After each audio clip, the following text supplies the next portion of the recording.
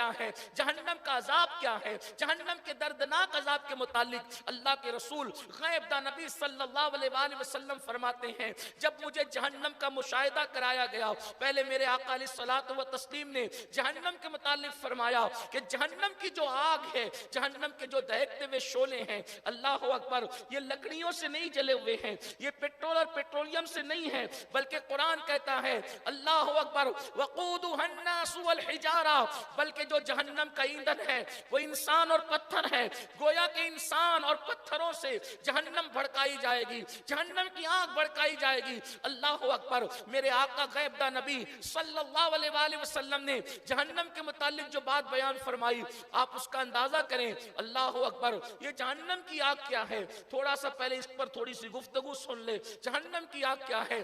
دراصل یہ ہوا کہ جب اللہ تبارک و تعالیٰ نے حضرت آدم علیہ السلام کو زمین پر بھیجا، جہنم کی آگ کیا ہے اس کا اندازہ کر لیں، غور سے سننا، سوچنا، تدبر کرنا، فکر کرنا۔ اللہ اکبر، آدم علیہ السلام جب زمین پر آئے 200 سال تک کے روتے رہے، توبہ کرتے رہے، پھر 200 سال کے بعد ان کو اللہ پاک نے یہ سجایا، یہ کلمات سکھائے، کیا؟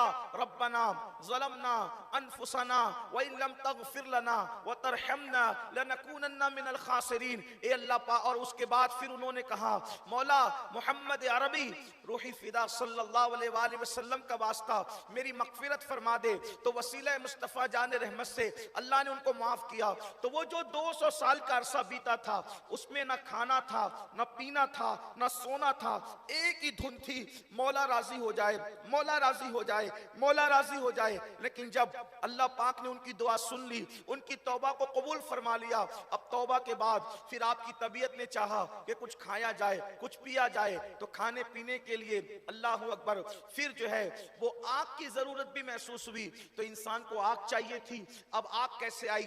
اللہ اکبر، اللہ پاک نے جبریل علیہ السلام کو حکم دیا، اے جبریل جاؤ جہنم سے آگ لو۔ اب یہ دنیا میں جو آگ آئی ہے، جس پر کھانا بنتا ہے، جس میں اگر لوگ جل جائیں تو جل کر کے مر جاتے ہیں، جل جائے تو کتنی تکلیف ہوتی ہے، یہ آگ دنیا میں آئی کیسے؟ پہلے دنیا میں آگ نہیں تھی۔ روایتوں میں آتا ہے کہ اللہ پاک نے جبریل علیہ السلام سے کہا کہ جاؤ جہنم سے آگ لو، اور جہنم سے اللہ اکبر ایک بال کے برابر آگ نکالی گئی، اور بال کے برابر آگ نکال کر کے اس آگ کو 70 مرتبہ رحمت کے پانی سے دھویا گیا۔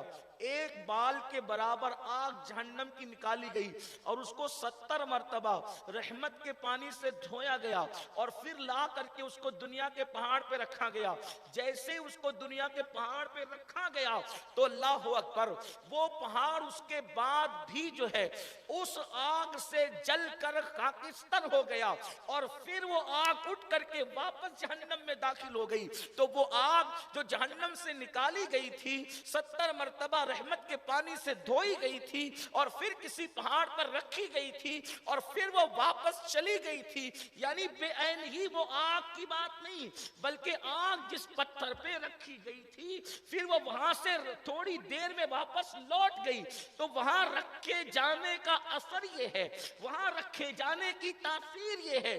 اور بھی روایتیں ہیں، بے شمار روایتیں ہیں، لیکن جو آج کے عنوان کے مطابق مناسب سمجھ رہا ہوں اس کو پیش کر رہا ہوں، تاکہ لوگوں کو خبر ہونی چاہیے کہ جہنم کی آگ کا مطلب کیا ہے، اور جہنم کی آگ کہتے کسے ہیں۔ جہنم سے 70 مرتبہ رحمت کے پانی سے دھل کر بال برابر جو آگ کسی پہاڑ پہ رکھی گئی، اور پہاڑ سے پھر وہ واپس لوٹ گئی، وہاں تھی نہیں، واپس رکھی نہیں گئی، ہمیشہ تھوڑی دیر رہ کر کے واپس لوٹ گئی۔ تو وہ تھوڑی دیر پہاڑ پہ رہنے کا اثر یہ ہے کہ پتھروں کے اندر آگ پیدا ہو گئی۔ اب آپ مجھے بتائیں کہ جہنم کی آگ چند لمحے اگر پہاڑ پر رہ جائے اور پھر وہاں سے واپس لوٹ جائے تو یہ اس کے اندر پتھروں میں اس کی وجہ سے آگ پیدا ہوئی۔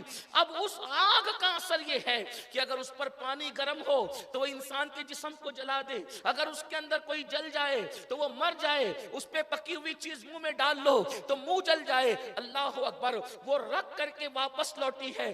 جب اس जिस दुनिया की आग का ये असर है, यानी उसकी वजह से जो आग पैदा हुई, उसकी तासीर से जो आग पैदा हुई, उसके असरात का ये आलम है, तो जहन्नम की वो पीवर जो आग, अल्लाह अकबर, न जहां रहमत के पानी से धुलावा है, न जहां रहमत की नहरों में गोता लगाना है, न जहां उसको धुलना है, बल्कि वो खालिस आग है जिसको 3000 साल तक के मेरे अल्लाह ने भड़काया है। तो उस आग के अंदर अब रोशनी भी नहीं है। दुनिया की आग जलती है तो रोशनी होती है, लेकिन जहन्नम की आग में तो रोशनी भी नहीं है, वो अंधेरा है, ताफुन है, बदबू है। अल्लाह अकबर, ऐसे हालात है जहन्नम की आग के। और अल्लाह अकबर, एक बुजुर्ग बहुत रोते थे, किसी ने रोने की वजह पूछी तो फरमाते हैं, अगर अल्लाह मुझे गर्म पानी के अजाब से डराता तब भी मुझे रोना चाहिए था, लेकिन अल्लाह ने मुझे गर्म पानी के अजाब से नहीं बल्कि जहन्नम की आग से बचने का हुक्म दिया।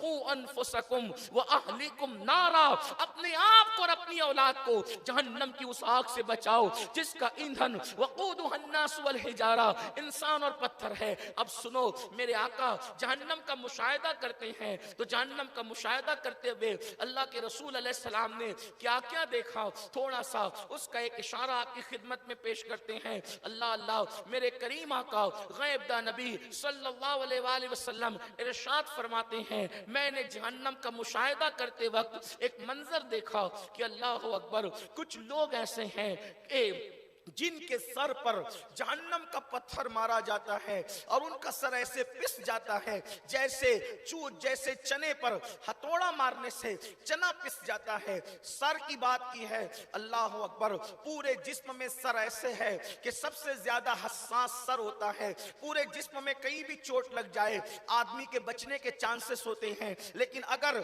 इंसान के सर पे चोट लगे तो बचने का कोई चांस नहीं होता। अल्लाह अकबर, लेकिन मेरे और आपके नबी, सच्चे नबी, सादिक व मज़दूक नबी, गैबदा नबी सल्लल्लाहु अलैहि वसल्लम फरमाते हैं, मैंने देखा कि बड़ा सा पत्थर जो है वो सर पे मारा जाता है और पत्थर लुढ़कता है, और पत्थर लाने वाला जब पत्थर लाने जाता है तो ये सर जो पिस गया था उसके लाने तक के फिर ये सर उसी तरीके से वापस बराबर हो जाता है। मैंने पूछा, जिब्रील ये कौन है जिनके साथ ये सलूक किया जा रहा है? तो जिब्रील अमीन ने अर्ज किया, या रसूल अल्लाह सल्लल्लाहु अलैहि वसल्लम, ये वो हैं जो नमाज में सुस्ती किया करते थे। नमाज तो पढ़ते थे लेकिन नमाज वक्त गुजार के पढ़ते थे, यानी इशा की नमाज कभी दिन में पढ़ लेते थे फजर के बाद, इशा के वक्त में इशा की नमाज नहीं, आज की नमाज कल, कल की नमाज परसों, अभी की नमाज तभी, तभी की नमाज अभी, यानी कि नमाजों को वक्त गुजार के पढ़ते थे। आप मुझे बताओ, ऐ मेरी कौम के जवानों, जो नमाज में सुस्ती करे उसका अंजाम ये है। अल्लाह अकबर, अल्लाह अकबर, जो नमाज में सुस्ती करे अंजाम ये है, पढ़ते हैं मगर वक्त गुजार करके पढ़ते हैं। जो सिरे से नमाज ही नहीं पढ़ते, जो जुमा की 2 रकअत के अलावा कुछ पढ़ते ही नहीं, जहन्नम में उनका अंजाम क्या होगा? ये दुनिया 2 दिन की दुनिया है, ये दुनिया चंद दिन की चांदनी है, ये ढलती चांदनी है। ये दुनिया सराय फानी है। हमसे पहले हमारे बाप दादा, उनसे पहले उनके बाप दादा, उनसे पहले उनके बाप दादा। याद रखो, अब हमारी बारी है और हमारे बाद फिर हमारी औलाद, उनके बाद उनकी औलाद। कोई दुनिया में रहने नहीं आया। अल्लाह अकबर, जो अल्लाह के महबूब मकबूल बंदे थे वो भी दुनिया से चले गए। जब महबूब मकबूल बंदे दुनिया से गए, हमने कब दुनिया में रहना है और कितना रहना है और कब तक के रहना है? एक हदीस पाक हजरत फकीह जनाबे फकीह अपनी किताब कुर्रतुल उयून के अंदर लिखते हैं, जरा दिल के कानों से इस हदीस को सुने। अल्लाह के रसूल गैबदा नबी सल्लल्लाहु अलैहि वसल्लम फरमाते हैं, जहन्नम के अंदर एक वादी है और वह वादी का हाल ये है, अल्लाह अकबर, कि उससे एक दिन में 5 मरतबा जहन्नम पनाह मांगता है। जहन्नम खुद भी उससे पनाह मांगता है। एक दिन में 5 मरतबा जहन्नम उस वादी से पनाह मांगता है। उस वादी की गर्मी, तपिश और हरारत ये है कि उसके अंदर अगर पहाड़ डाल दिए जाएं तो पहाड़ भी पिघल जाए, जिसकी आग से पहाड़ भी पिघल जाए। अल्लाह अकबर, सहाबा किराम ने अर्ज की, या रसूल अल्लाह, हमारे माँ बाप आप पे कुर्बान, मेरे आका सल्लल्लाहु अलैहि वसल्लम, वो वादी जिससे जहन्नम खुद भी 5 मरतबा एक दिन में पनाह मांगता है और जिसमें पहाड़ भी पिघल जाएंगे। अल्लाह अकबर, उस वादी में किसको दाखिल किया जाएगा? तो फरमाया दो लोगों को दाखिल किया जाएगा, एक तो हराम लुकमा खाने वाले जो लुकमा हराम खाते हैं उनको दाखिल किया जाएगा, और एक वो जो नमाज में सुस्ती करते हैं उनको दाखिल किया जाएगा। अल्लाह अकबर। आप मुझे बताएं कि अपने आप पर रहम नहीं है, कि अपने आप से मोहब्बत नहीं है, कि अपने आप से प्यार नहीं है? कहां वो पहाड़ों की शक्तियां, कहां वो पहाड़ों का अल्लाह अकबर वजूद, कहां वो पहाड़ों का मगरूर वजूद। अल्लाह अल्लाह। लोग कहते हैं पहाड़ से सर टकराने वाले का सर चकना चूर हो जाता है, अल्लाह अकबर, लेकिन जहां पहाड़ पिघल जाएं उस वक्त हमारे जिस्म का क्या बनेगा, हमारे जिस्म का क्या हाल होगा, हमारे जिस्म की कैफियत क्या होगी? मुसलमानों, मुसलमान हो, जिस नबी के कहने पे अल्लाह को एक माना, जिस नबी के कहने पर कुरान को अल्लाह की किताब माना, जिस नबी के कहने पे इस्लाम को अल्लाह का दीन माना, जिस नबी के कहने पे आसमान और जमीन माना, वही नबी तो ये भी कह रहे हैं कि नमाज में सुस्ती करोगे तो उस हिस्से में जहन्नम के दाखिल किए जाओगे जिसके अंदर पहाड़ पिघलते हैं। फिर क्या हुआ? नरम नरम गद्दों पर फजर क्यों छूटती है? जोर की नमाज अल्लाह अकबर मसरूफियतों में क्यों तर्क होती है? असर की नमाज दोस्तों की अंजुमन में क्यों छूट जाती है? मगरिब और इशा बच्चों के प्यार मोहब्बत के माहौल में क्यों छूट जाती है? याद रखना, मोहब्बत सबसे करो, प्यार सबसे करो, लेकिन दिल अगर किसी से लगाना है तो सिर्फ अल्लाह रसूल से लगाओ। ये मक्कार दुनिया, ये फरेबी दुनिया, इस दुनिया ने किसको दिया क्या है जो हमें क्या देंगे? लोग तो यहाँ कंधा भी आज लगाने वाले नहीं है। एक वक्त था आज से 50 साल पहले कोई मर जाता था तो लोग पलट पलट के कंधा देते थे। आज तो लोग पहली बात मैयत में आते नहीं, जो आते हैं पीछे पीछे बड़ी बेजारी से चलते हैं, और अगर कोई कंधा भी देता है एक बार कंधा दे करके फिर छोड़ देता है। सोचो मुसलमानों, जो कंधा भी ना दे उनके लिए नमाजें छोड़ रहे हो, जो कंधा भी ना दे उनके लिए अल्लाह को छोड़ रखा है, उनके लिए मजहब इस्लाम को छोड़ रखा है। अल्लाह अकबर। और वो खुदाए क़हार और जब्बार, वो खुदाए रहमान और रहीम जिसने माँ के पेट में हमें पाला, जहां माँ खिला ना सकती थी उस अल्लाह ने खिलाया, जहां माँ पिला ना सकती थी उस अल्लाह ने पिलाया, जहां माँ हिफाजत न कर सकती थी उस अल्लाह ने हिफाजत फरमाया। सोचो तो सही अल्लाह तबारक व तआला के एहसानात और उसका करम कितना है। लेकिन अल्लाह अल्लाह। और फिर याद रखना कि माँ के पेट में तो पैर भी फैल नहीं सकते थे, लेकिन अल्लाह ने कब्र के पेट में पैर फैलने का भी इंतजाम कर रखा है। और माँ की के पेट में जितनी राहतें थी उससे ज्यादा राहतें कब्र के पेट में मिल सकती है। शर्त एक ही है, अल्लाह उसके रसूल को राजी कर लो। अगर राजी कर लिया तो कब्र जन्नत के बागों में से बाग बनेगी, वरना जहन्नम के गढ़ों में से गड़ा होगी। अल्लाह अकबर। सोचो तो सही, दिन में 5 मरतबा जिससे जहन्नम पनाह मांगती हो, जहां पहाड़ पिघल जाए, वो 2 लोगों का ठिकाना, एक तो नमाज में सुस्ती करने वाला, नमाज में सुस्ती करने वाला, और हराम खाने वाला। आज हराम भी आम हो गया, अलग अलग नाम से हराम आम है। लोगों को हराम और हलाल की कोई तमीज नहीं। इंसान अपने आप को कहता है मैं इंसान हूं, अशरफुल मखलूकात। मैंने सोचा या अल्लाह ये किस एतबार से इंसान है? हमसे परिंदे आगे बढ़े हैं, जानवर आगे बढ़े, दरिंदे आगे बढ़े। मोर में एक ऐब है, एक ऐब, मोर में एक ऐब कि उसके पैर अच्छे नहीं है। एक ऐब को देखकर रात दिन रोता है। मोर परिंदा है, एक ऐब को देख के रात दिन रोता है।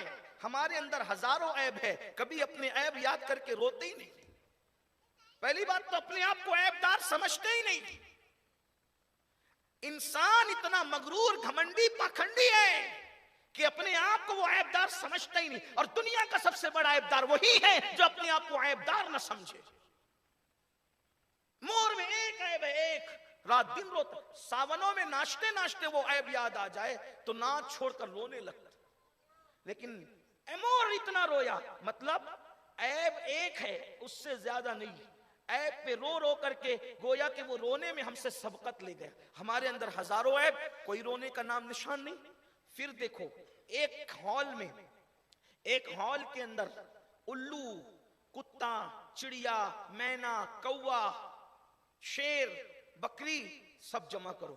ये सब क्या है? जानवर। ठीक। उल्लू कभी भी गोश्त छोड़ करके घास न खाए। है क्या उल्लू? इंसान को उल्लू कह दो तो नाराज हो जाए, लेकिन उल्लू को इतना शऊर है कि मेरे लिए मेरे अल्लाह ने सिर्फ गोश्त पैदा किया, मैंने खाना गोश्त है। اس نے کبھی سبزی کو منہ نہیں لگایا. ٹھیک. بکری نے صرف گھاس کھانا ہے, اس نے گوشت میں منہ نہیں ڈالنا, اس کو اپنی حد پتہ ہے. پھر الو نے کبھی رات کو نہیں سونا, رات کو آپ کو کبھی الو سوتا نہ ملے گا, اس کو اپنی حد پتہ ہے. میرے لیے اللہ نے دن کو سونے کے لیے بنایا ہے, رات نہیں, وہ رات جگتا رہے گا. یہی ہے, ایسا ہی ہے. الو کو پتا ہے میرے لیے اللہ کا قانون کیا ہے. انسان الو سے بدتر ہوا کہ الو کے لیے جو ٹائم قدرت نے سونے جاگنے کا رکھا وہ اس ٹائم قدرت نے جو ٹائم رکھا جاگنے کا وہ جاگتا ہے, جو سونے کا رکھا وہ سونے کا رکھا. یہاں نہ سونے کا کوئی ٹائم ہے نہ جاگنے کا کوئی ٹائم ہے نا. الو سے پیچھے ہوئے کس میں؟ نیند میں, سونے میں. پھر کھانے پینے میں جانوروں سے پیچھے ہوئے. جانور کی جو غذا اللہ نے مقرر کر دی ہے اس سے ہٹ کر کے جانور منہ نہ ڈالے. بلکہ گدھا دیکھو, گدھا کبھی گوشت نہ کھائے, وہ کبھی گوشت نہیں کھائے, سونگ کے منہ ہٹا دے. کسی کو گدھا بول دو تو ناراض ہو جائے, اتنا بے عقل ہے گدھا. جانوروں کی دنیا میں سب سے بے وقوف مخلوق کو گدھا کہتے ہیں, اور اس گدھے سے بھی بڑھ کر کے ابھی کیا کہیں کہ اس کو پتا ہے. آپ کہیں گے ہماری ذلت کرنے بیٹھا ہے, میں ذلت کرنے نہیں حقیقت بتانے بیٹھا. دیکھو گدھا گوشت میں منہ نہیں ڈالتا, سونگ کے منہ ہٹا لیتا ہے. اس نے گوشت نہیں کھانا, اس کی جو غذا قدرت نے وہی اس نے کھانا. آپ مجھے بتائیں, گدھے کو پتا ہے میں نے کیا کھانا نہیں کھانا, انسان تجھے نہیں پتا؟ گدھے سے بھی غیر گزرا ہوا اور اپنے آپ کو کیا سمجھ رہا ہے تو؟ قدرت نے ہر ایک کے لیے ایک متعین کیا ہے, ویسے ہمارے لیے بھی متعین کیا ہے کہ اے انسان تو نے صرف حلال کھانا, بس حلال کے سوا تو نے کچھ نہیں کھانا. لیکن انسان کو دیکھ لو, حلال و حرام میں کوئی تمیز ہی نہیں. آج کتنے لوگ ہیں جو حلال و حرام میں تمیز کرتے ہیں. بنا لو حرام مال سے اپنا خوبصورت جسم, پہن لو حرام مال سے اچھے اچھے کپڑے, بنا لو حرام مال سے مکان, دکانیں, کاروبار.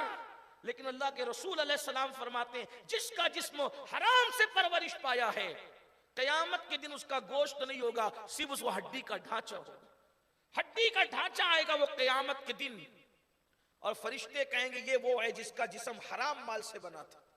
آج حلال و حرام میں کوئی لوگ کہتے ہیں مولانا چھوڑو یہ سب مولوی مولانا لوگ کی, یہ مولوی مولانا کی نہیں, یہ مولا کی باتیں ہیں, یہ مولا کا حکم ہے. بھوکے رہو, حرام کی طرف نہ جاؤ. اور اب تو حرام میں سب سے بدترین حرام, حرام میں بھی کیٹیگری ہے نا, حرام میں بھی کیٹیگری. حرام میں سب سے بدترین حرام کیا ہے؟ اس کو سود کہتے ہیں, بیاج, انٹرسٹ. کیا اللہ پاک نے, توجہ کریں, یہ کیسا حرام ہے, یہ کیسا حرام ہے. نماز گناہوں کو مٹاتی, توجہ کرنا, نیکی گناہوں کو مٹاتی. ان الحسنات یذہبن السیئات, بے شک حسنات نیکیاں برائیوں کو مٹا دیتی. آپ پورا قرآن اٹھا کر کے دیکھیں, ہمیشہ نیکی برائی کو مٹاتی ہے, برائی کبھی نیکی کو ختم نہیں کرتی. قرآن پورا اٹھا کے دیکھیں, برائی کا اثر نیکی پہ نہیں پڑتا. جیسے مثال کے طور پہ ایک ایگزامپل دے رہا ہوں آپ کو, کہ آپ نے سبحان اللہ کہا, آپ کو نیکی مل گئی. درود شریف پڑھا, آپ کو نیکی مل گئی. نماز پڑھا, آپ کو نیکی مل گئی. لیکن آپ نے کام کیا, کیا؟ کسی کو ایک تماچا مار دیا, یہ گناہ کیا, تو گناہ تو لکھ دیا گیا, لیکن آپ کی نیکی کم نہیں ہوئی. ایسا ہی ہے, یہی ہے. علماء سے پوچھیں آپ کہ گناہ آپ کے بڑھتے ہیں, گناہ لکھے جائیں گے, لیکن اس سے نیکیوں پہ کوئی اثر گناہ کی وجہ سے نہیں پڑے گا. لیکن اگر آپ نے گناہ کیا اور گناہ کے بعد نیکی کی, تو نیکی کی برکت سے گناہ مٹ جاتا ہے. یہ اللہ کی رحمت ہے. توجہ, دھیان ہے آپ کا. اسی لیے اب آپ حدیث سنیں, ایک نماز سے دوسری نماز کے درمیان جتنے گناہ ہوتے ہیں سارے گناہ مٹا دیے جاتے ہیں. جیسے ظہر پڑھی پھر عصر پڑھی, تو ظہر سے عصر کے درمیان جو گناہ ہو گئے وہ مٹ جاتے ہیں. پھر عصر پڑھی, مغرب پڑھی, عصر مغرب کے درمیان جو گناہ ہوتے ہیں مٹ جاتے ہیں. مغرب پڑھی پھر عشاء پڑھی, مغرب عشاء کے درمیان جو گناہ ہوتے ہیں مٹا دیے جاتے ہیں. عشاء پڑھی پھر فجر پڑھی, اس کے درمیان جو گناہ ہوتے ہیں مٹا دیے جاتے ہیں. پھر ایک جمعہ سے دوسرے جمعہ کے درمیان جتنے گناہ ہوتے ہیں مٹا دیے جاتے ہیں. ایک رمضان المبارک سے دوسرے رمضان المبارک تک جتنے گناہ ہوتے ہیں وہ سب مٹا دیے جاتے ہیں. یعنی کہ نیکیوں کی وجہ سے گناہ مٹتے چلے جاتے ہیں. کیا کوئی گناہ ایسا بھی ہے؟ کیا کوئی گناہ ایسا بھی ہے جس سے عبادتیں مٹا دی جاتی ہیں، جس سے نمازیں مٹا دی جاتی ہیں، جس سے نیکیاں مٹا دی جاتی ہیں؟ ہاں، وہ ایک گناہ ہے جس سارے گناہوں کو نیکیاں مٹاتی ہے، لیکن ایک گناہ ایسا ہے جو نیکیوں کو مٹاتا ہے، جو نیکیوں کو کھاتا ہے، جو نیکیوں کو ختم کرتا ہے. اور بھی اس کی فہرست میں کچھ ہے، لیکن آج عنوان کی مناسبت سے وہ ایک گناہ ہے جس کو سود کہتے ہیں، جس کو بیاج کہتے ہیں، جس کو انٹرسٹ کہتے ہیں. اللہ کے رسول علیہ السلام فرماتے ہیں کہ جس نے سود کا لقمہ کھایا، اللہ تبارک و تعالیٰ اس کی نحوست کی وجہ سے اس کی نیکیوں کو ضائع کر دیتا ہے، اس کی نیکیوں کو مٹا دیتا ہے. اور پھر فرمایا سود کا ایک لقمہ کھانے والا ایسا ہے جیسے اس نے اسلام میں اپنی ماں کے ساتھ 36 مرتبہ زنا کیا. غور فرمائیں، یہ سود کا وبال ہے. اور پھر اللہ کے رسول صلی اللہ علیہ وآلہ وسلم فرماتے ہیں، میں معراج کی شب جب میں جہنم کا مشاہدہ کر رہا تھا، دیکھ رہا تھا، تو میں نے بجلی کی کڑک سنی اپنے سر کے اوپر. میرے سر کے اوپر بجلی کی کڑک تھی، میں نے بجلی کی آواز اور بجلی کی کڑک سنی اپنے سر کے اوپر. تو میں نے اوپر دیکھا تو مجھے بتایا گیا کہ کچھ لوگ ایسے ہیں کہ جن کے پیٹ کمروں کی طرح بڑے بڑے ہیں. اللہ کے رسول علیہ السلام فرماتے ہیں پیٹ کمروں کی طرح. میرے بھائیوں، اگر انسان کا پیٹ تھوڑا سا بڑھ جائے تو نہ وہ بیٹھنے کے قابل رہتا ہے نہ اٹھنے کے قابل رہتا ہے. اس کی حالت کیا ہوتی ہے پیٹ بڑا ہونے سے؟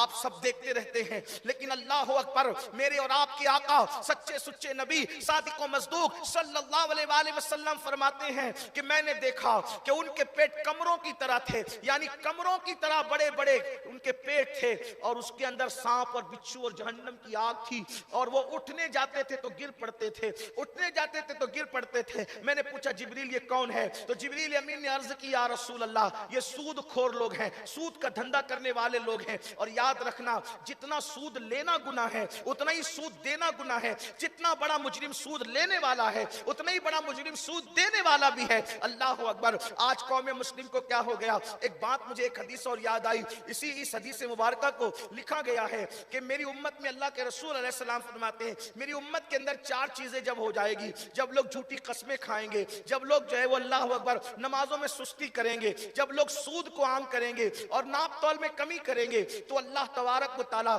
ان کے درمیان بڑی بڑی بیماریاں پیدا کر دے گا. او سود کے حرام دھندے کرنے والوں، سود لینے اور دینے والوں، سود لے دے کر اپنے کام چلانے والوں، جوا کھیل کے اپنے کام چلانے والوں، اللہ اکبر لاٹریاں کھیل کے اپنے کام چلانے والوں، جنگلی رمی کو عام کر کے کروڑ پتی بننے کا خواب دیکھنے والوں، تاش کے پتے اور سکے اور جوئے کے کاروبار کرنے والوں. اللہ کے رسول کی سچی زبان سے نکلا کہ جو ان حرام کاموں میں مبتلا ہوگا وہ بڑی بڑی بیماریوں میں بھی مبتلا ہوگا. آپ جان رہے ہیں دولت تو آ جائے گی لیکن جان کو سکون نہیں ہوگا. دولت تو آ جائے گی مگر لنگڑے لولے بچے پیدا ہوں گے. دولت تو آ جائے گی لیکن اللہ اکبر عیبی بچے پیدا ہوں گے. آپ سمجھتے کیا ہے؟ لوگ کہتے ہیں خدا کی لاٹھی میں آواز نہیں ہے. جب اللہ اکبر انسان مارتا ہے تو آواز آتی ہے، لیکن جب قدرت کسی کو عذاب دیتی ہے تو آواز بھی نہیں آتی اور انسان تڑپتا ہوا نظر آتا ہے. آپ دیکھنا اکثر حرام دھندا کرنے والوں کے یہاں آپ کو ایبی بچے نظر آئیں گے. اللہ اکبر. اس لیے اس دن اللہ سے ڈرو. بڑی بڑی بیماریوں میں اللہ کے رسول نے فرمایا، سچے نبی نے فرمایا کہ بڑی بڑی بیماریوں میں مبتلا ہوں گے. آپ مجھے بتاؤ اس دولت سے کیا، اس دولت سے فائدہ کیا جس کے آنے کے بعد انسان بڑی بیماریوں میں مبتلا ہو جائے اور مرنے کے بعد جہنم کا عذاب، اور وہ بھی کیسا عذاب. اللہ کے رسول علیہ الصلوۃ والتسلیم فرماتے ہیں جب اللہ کی بارگاہ میں قیامت کے دن لوگ حساب دینے کھڑے ہوں گے، اللہ اکبر، کافر اور مشرک بھی کھڑے ہوں گے لیکن سود خور کھڑے نہیں ہو پائیں گے، وہ گر گر پڑیں گے، اس لیے کہ ان کے پیٹ کمروں کی طرح ہوں گے اور وہ ایسے مخبوط الحواس ہوں گے، وہ ایسے مخبوط الحواس ہوں گے، ایسا لگے گا جیسے ان کو آسیب نے چھو لیا، جیسے یہ مجنون اور پاگل ہو گئے۔ مجنون اور پاگل کیسے ہوتے ہیں؟ چہرے پہ ہوائیاں اڑ رہی ہوتی ہے، آنکھیں نیلی نیلی سی ہوتی ہے، آنکھیں سنی سنی سی ہوتی ہے، چہرہ بالکل بے رونق سا ہوتا ہے۔